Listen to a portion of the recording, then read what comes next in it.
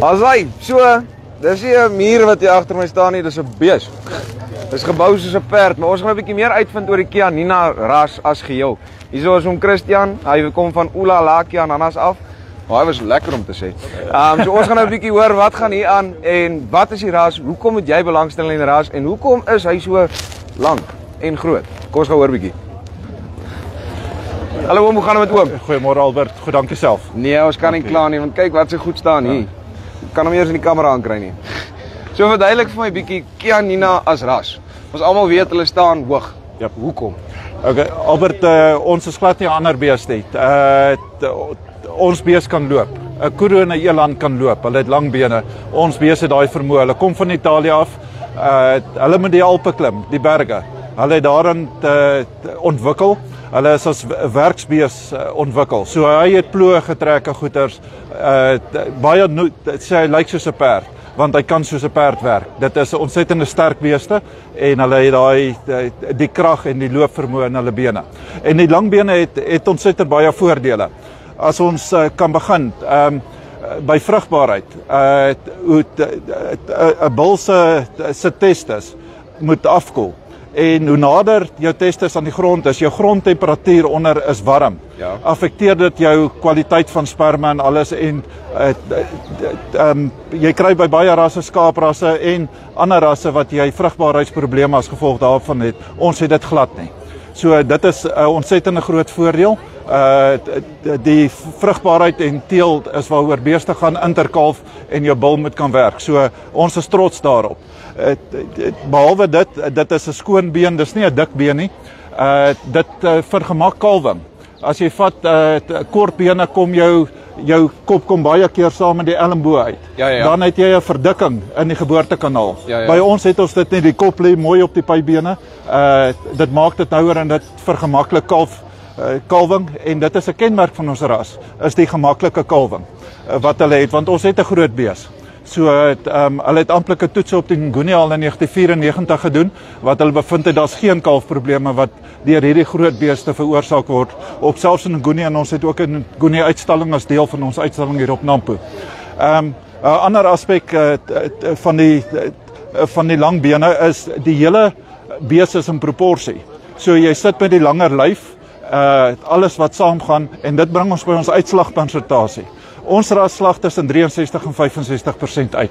Jo. Nou dit is waarom die voerkrale mal is daaroor, want dit gee vir hulle amper 6% klein wins. Met dieselfde lewendige gewig kry jy 6% meer vleis en ons word betaal per kilogram vleis aan die hak. Dis iets wat ek nou daaroor vra as ek hoor, dis net meer vleis en ongelooflike uitslagpersentasie, maar moet jy nie meer insit om dieselfde produk te kan lewer op die einde van die dag nie? Hoeveel voer vat hierdie ding om werklik te kan groei? Ons is trots op ons fase C toetse. Is ons waar ons amptelik ons voer om sy toets, is dit iets besonders. Om vir jou 'n voorbeeld te gee, ons het laas jaar 18 billetjies by fase T in Irene gehad.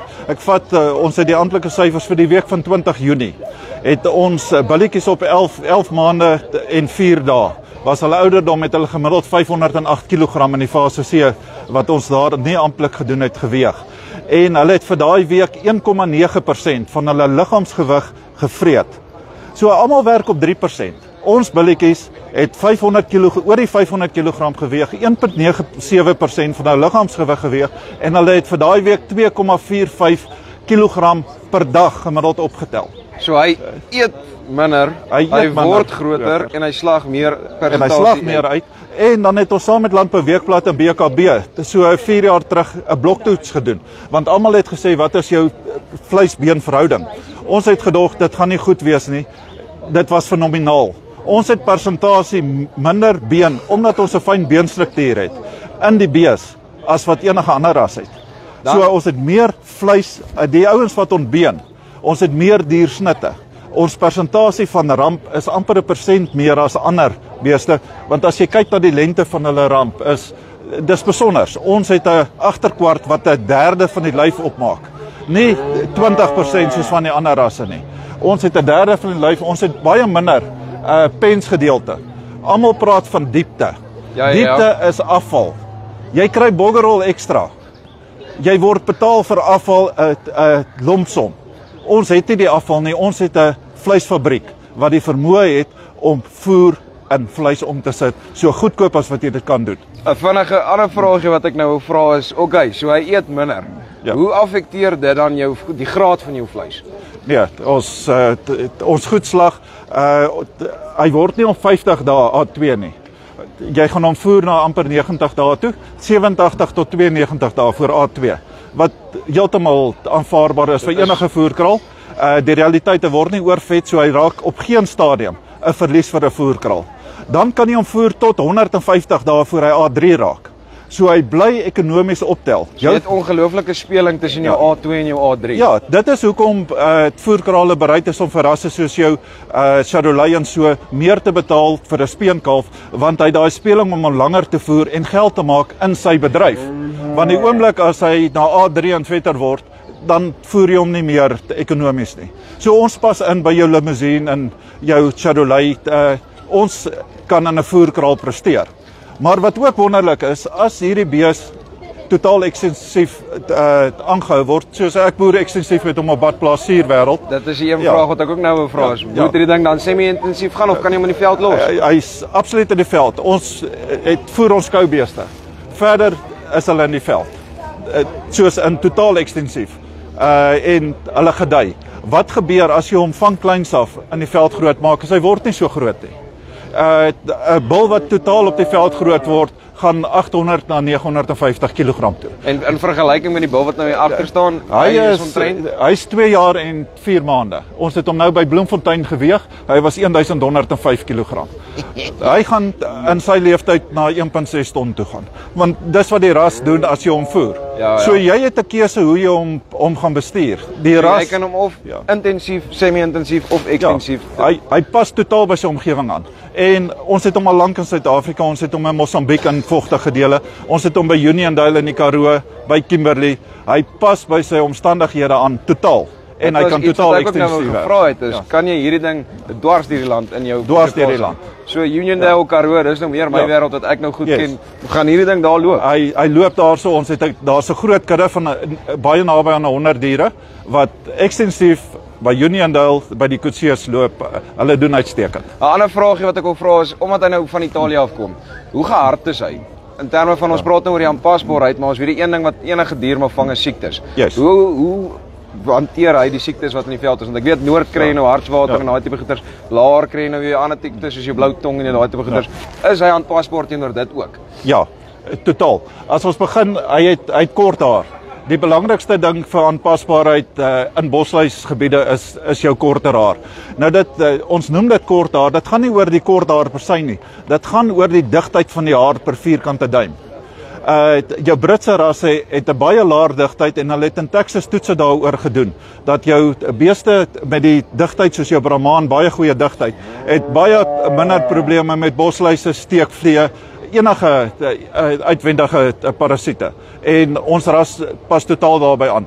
Ons boer met hom in Mosambiek omtrent 30 km noord van die Natal grens, 46 grade by dae in die somer, ontsettend vogtig, baie reën. Elke liewe plaag wat jy kan kry is daar, die bees gedei. Hy gedei en ons het baie boere in Botswana wat van die bulle gebruik, wat ons kon uitkry voor back and claw. In Namibië word hulle gebruik, in Zambië word hulle gebruik, en daai ouens kom terug. Almal soek bulle wat hulle kan kry, want die bul presteer. En ons gebruik hom op Nguni koeie, soos ek gesê het, daar's amptelike toets, hy het geen probleem daar nie, maar hy gee vir jou ontsettende goeie basis return. 'n Chianina bul is nie 'n belegging, is 'n belegging. Dis nie net nog 'n bul nie. So enige ou, jy kan kommersieel boer. Hierdie bul op jou koeie, wat jy ook al het, gaan 'n verskil maak in jou rand en sent bottom line. So sê nou maar iemand besluit nou om aan die einde van die dag dalk hierdie Chianina se probeer te gee. Hoe sal hulle begin? Wie kan hulle kontak? Ek weet hierdie is nou die Chianina vereniging wat hier so is. Verduidelik vir my 'n bietjie meer, hoe kan hulle in kontak kom met hierdie vereniging? Ons is redelik aktief op sosiale media, ons boere ook. So gaan na Facebook toe, tik Chianina in en kyk by wie jy uitkom. En jy kan enige tyd die Chianina Beestelersgenootskap se Facebookblad nader en vra daar. Boere, het julle iets beskikbaar vir ons? Ons stel belang en jy sal jou antwoorde daar kry. So ons maak van sosiale media gebruik, vind ons daar. Dis reg, dankie dat jy gou gesels het, Christian. Dis 'n plesier. As hy so daar het julle dit. Dis nie net 'n mooi wit groot ding nie. Dis 'n aanpasbare ding wat werklik as jy vir my sê 'n bees in die Karoo, dan gaan ek dink jy jok. Maar daar's mense wat werklik hierdie goed gebruik en hulle teel en hulle groei en hulle bly alright en gesond. So maak seker as jy enigstens belangstel, kom kyk hierso by die Kianina stalletjie. Al die ander beeste is deur. Daai kant kyk hoe mooi is hierdie versie. Hierdie ding is hoe oud? Sy's gekloon. Hierdie is die enigste gekloonde Kianina in die wêreld. Die 'n tweede kalf wat ooit gekloon is in Suid-Afrika. Haar naam is Michelle. Sy's 10 maande oud. Sy's 29 Junie gebore. Liewe ouers, net vir vergelyking. Ek staan omtrent kop hoogte aan die besie.